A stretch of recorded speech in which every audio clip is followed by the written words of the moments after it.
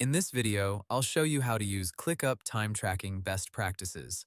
ClickUp time tracking helps you understand how long tasks actually take, where your time goes, and how to plan future work more accurately. It is useful for freelancers, teams, agencies, project managers, and anyone who wants better visibility into productivity. First, make sure time tracking is enabled in your ClickUp workspace. Open your workspace settings, go to ClickApps, and check that the time tracking feature is turned on. Once enabled, you can track time directly inside tasks.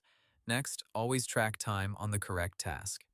Instead of using one general task for everything, create clear tasks for specific pieces of work.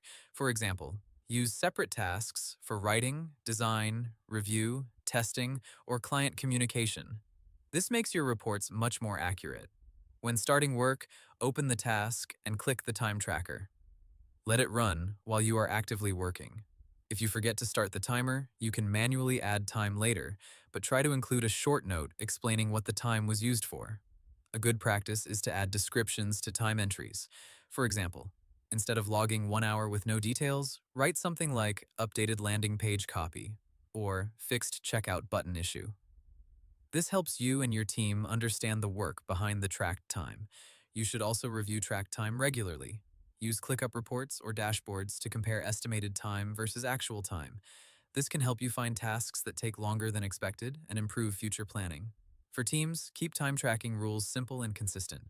Decide when people should track time, what details they should include, and whether time should be billable or non-billable. Finally, avoid tracking time just for control. Use it to improve planning, pricing, workload balance, and project visibility.